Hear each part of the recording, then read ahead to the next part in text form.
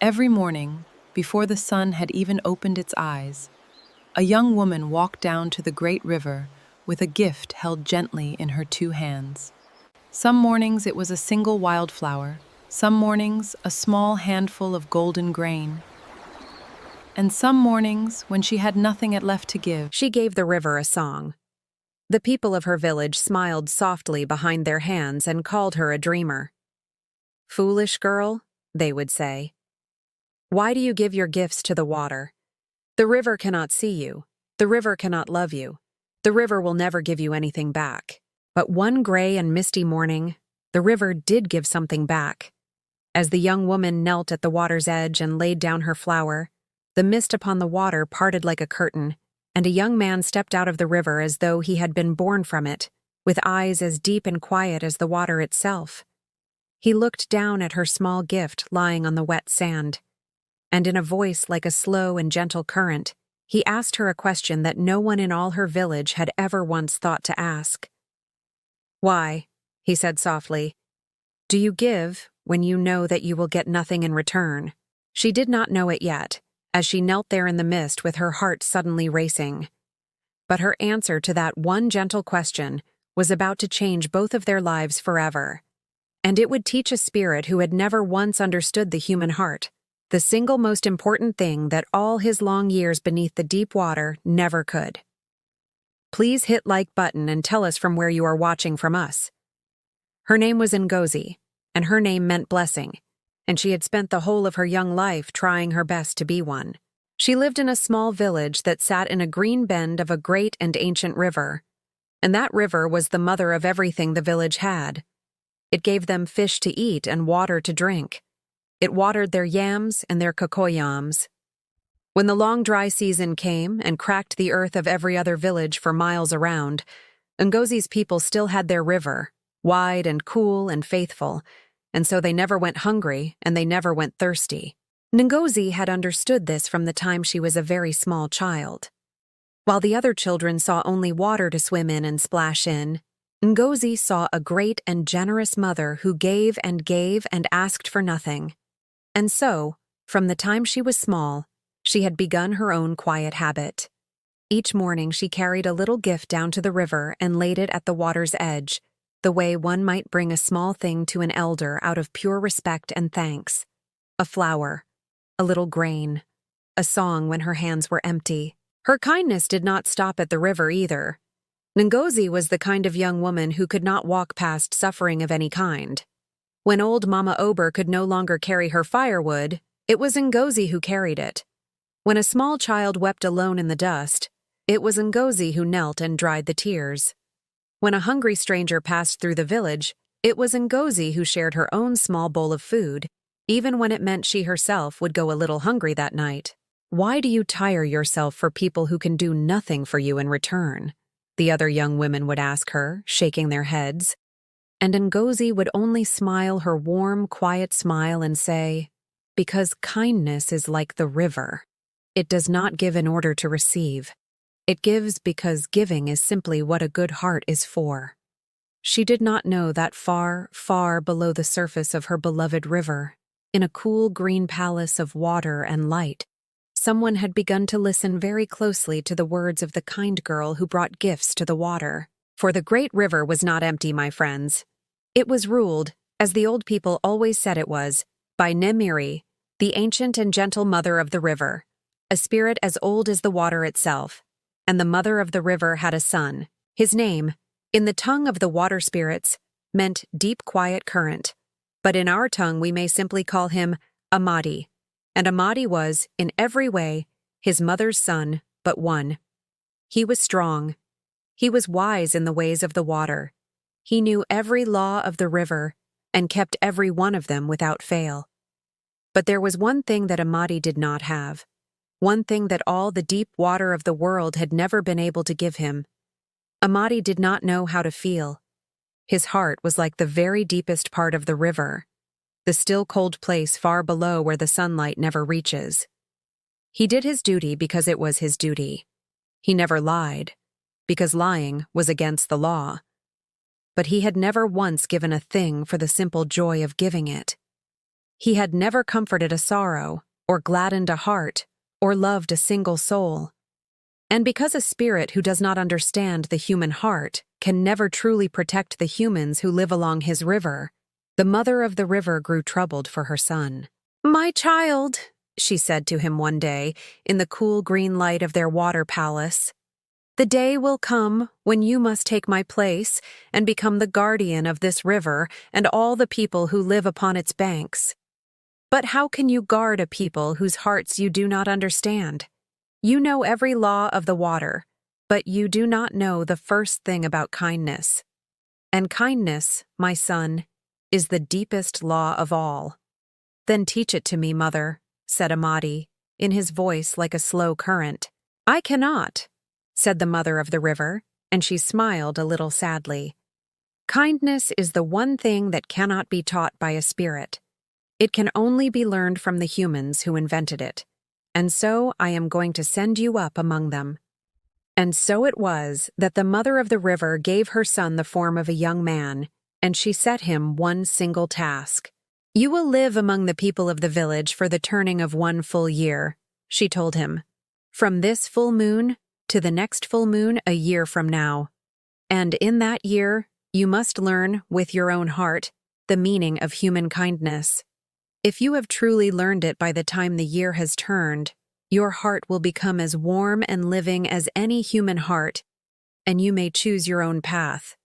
But if you have not learned it, if your heart is still cold water when the year is done, then you must return to me beneath the river, unchanged, forever. Now go, my son, and learn." That was the gray and misty morning that Amadi stepped out of the river and found a kind young woman kneeling at the water's edge, laying down a single wildflower as a gift. "Why?" he asked her, for he truly did not understand it. "Do you give, when you know that you will get nothing in return?"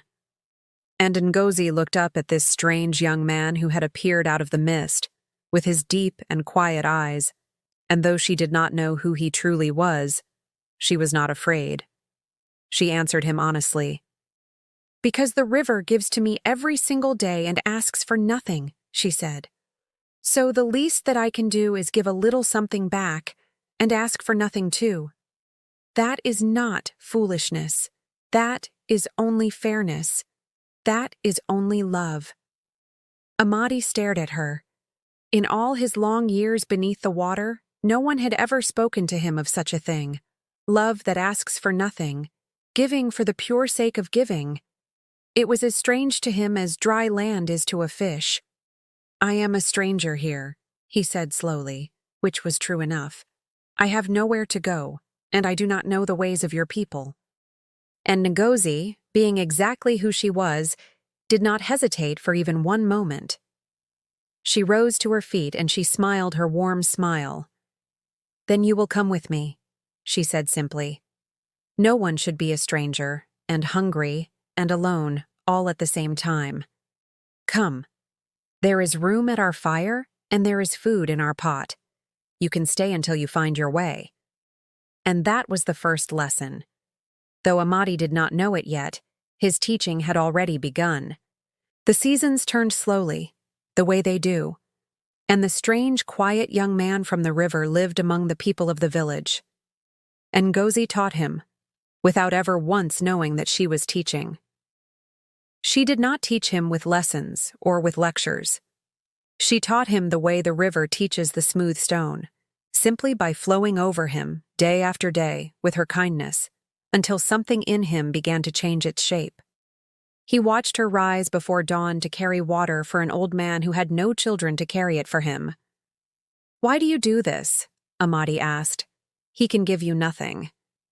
And Ngozi laughed gently and said, "His smile when I arrive is everything. You will see."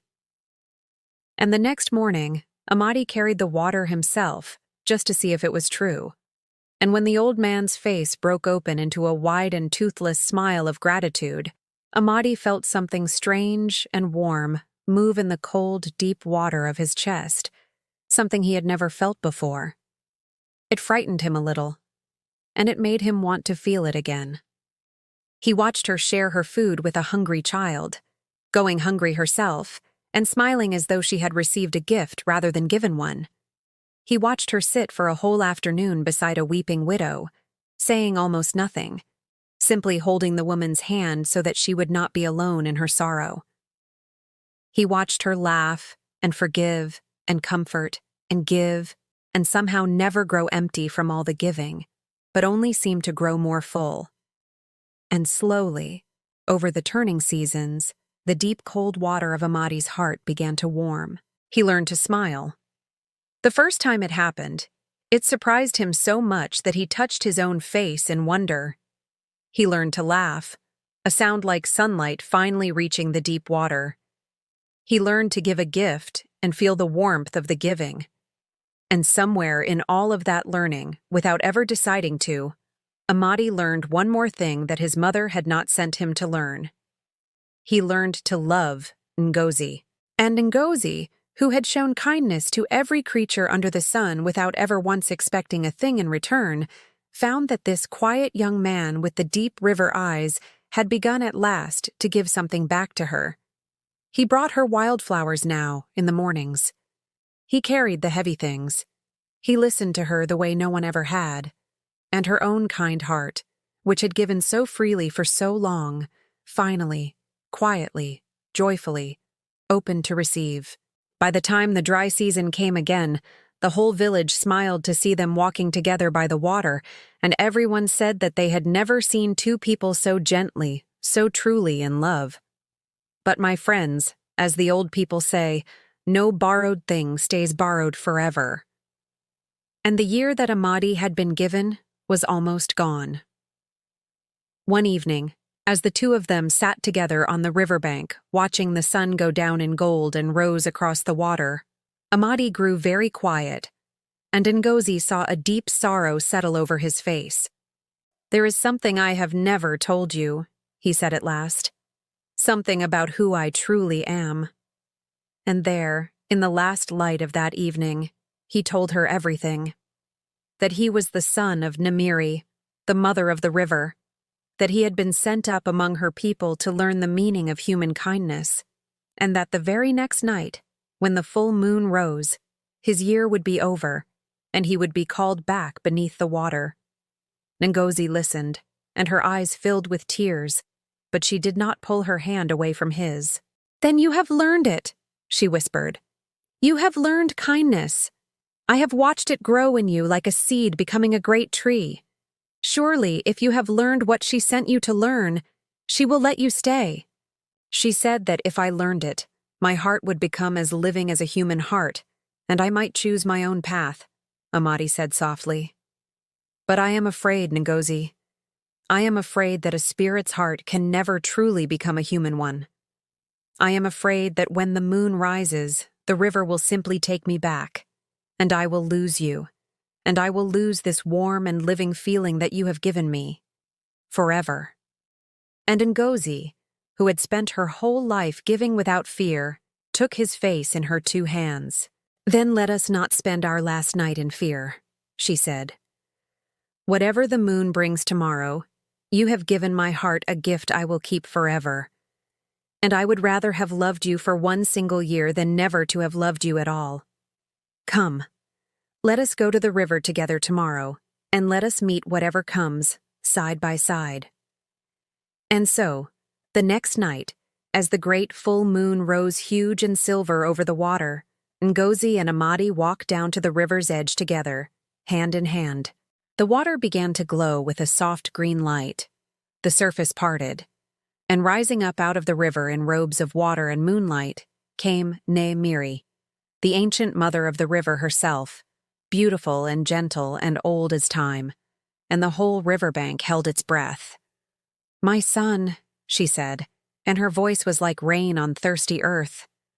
"The year has turned. I have come, as I promised, to see what you have learned." Her wise old eyes moved slowly from Amadi's face to Ngozi's, and then to their two clasped hands, and something in her ancient gaze grew very warm and very knowing. "I sent you to learn kindness," she said to her son. "But I see that you have learned something even greater. You have learned to love another soul more than you love yourself, You gave your heart away, freely, and asked for nothing in return." She smiled, and it was like the sun coming out over the water. "That, my son, is the very deepest kindness there is. You have not only learned the human heart, you have grown one of your very own." And she reached out one hand of water and moonlight and touched Amadi gently over his heart. And where she touched him, a warmth spread all through him, and for the first time in all his long life, Amadi felt his own heart beating, warm and living and human, within his chest.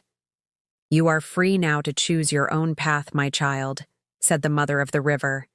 "You may return to me beneath the water, as a spirit, or you may stay here, upon the land, as a man with a true and living heart, and walk out the rest of your days beside the one you love.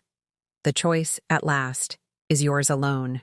Amadi turned and looked at Ngozi, at the kind girl who had knelt in the mist and offered a stranger a place at her fire, who had taught a cold spirit how to feel simply by being who she was. And there was no choice in it at all, really. There never had been. "I will stay, mother," he said, and his warm new heart was full to bursting. "I will stay."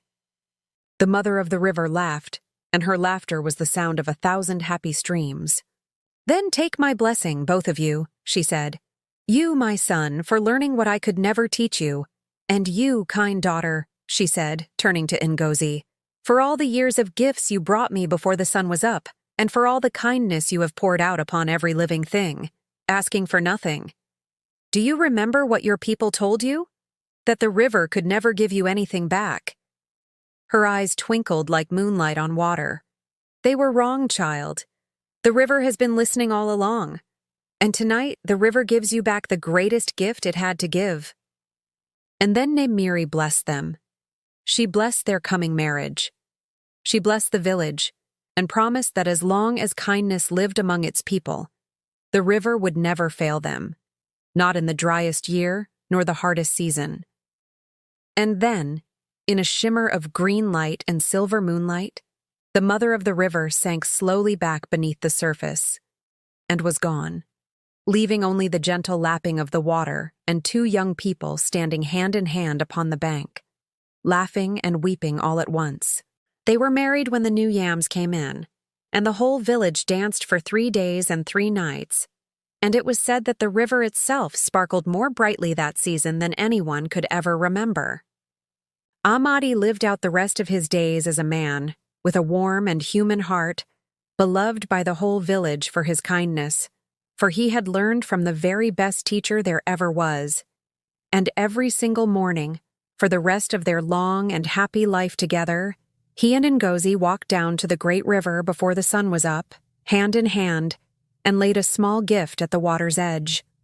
A wildflower, a handful of grain, and when their hands were empty, a song. For they both understood, better than anyone in all the world, the one true thing this story has to teach us: that kindness given freely, with no thought of reward, is never truly lost. It flows out from us like a river flowing to the sea, and though we may not see where it goes, it always, always finds its way back to us again, in the fullness of time, and often in a form more beautiful than anything we could ever have dreamed. So give, my friends, as Ngozi gave. Give a flower, give a hand, give a song, and trust that the river is always, always listening. Thank you for joining us for this story. If it warmed your heart, please subscribe to Untold African Folktale Stories and click the bell so you never miss a tale. And we will see you again by the river for our next story.